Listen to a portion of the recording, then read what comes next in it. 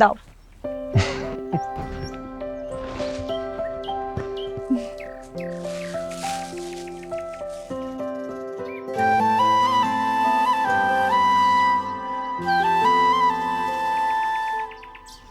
সাহস থাকলে এই হাতটা আমার বাবার কাছে চাইও।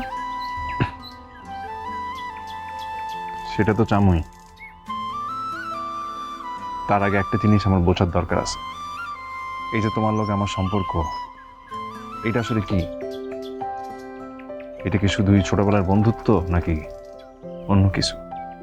কারণ তোমার মেজাজ তো সবসময় ঠিক থাকে না। মাঝে মাঝে মনে হয় তুমি খুব আপন, আর মাঝে মাঝে মনে হয় তুমি একবারেই অচেনা। তুমি আসলে একটা বোকা।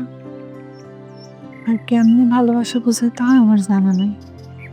ভালোবাসা মুখে বলার জিনিস না, চোখের ভাষা দেখা বুঝা নিতে হয়।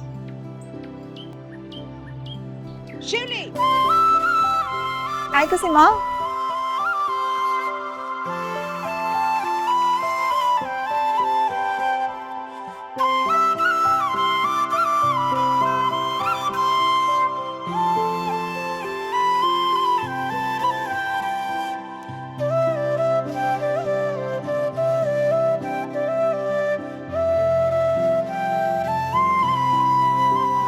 পরে গেলি দেখছস একটা হেভি মজা করতে পারস। তুই যে আগুনের ধোঁয়া সহ্য করতে পারস না, তাহলে ফায়ার সার্ভিসে চাকরি কেন করতে যাবি? হ্যাঁ, চাকরি ছেড়ে দিয়া বাড়িতে গিয়ে বয়ে থাক, এটাই ভালো। আরে বেটা বোঝস নাই, সরকারি চাকরি পোক্ত হয়, আর ভালো মাইয়া বিয়া করতে গেলে সরকারি পোক্ত চাকরি লাগে। আর তাছাড়া আজকালকার সমাজে সুন্দরী মাইয়ার মা বাপগু যে ডিমান্ড, আরে সর্বনাশ। একদম ফালতু কথা কবি না।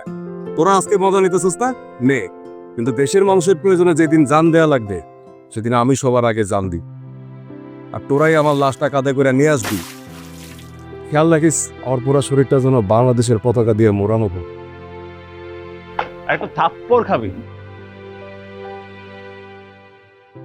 এইভাবে মরার কথা বলতে হয়? আর আমরা কি তোরে মরতে দিব? তাহলে কি করবি? কি দিব?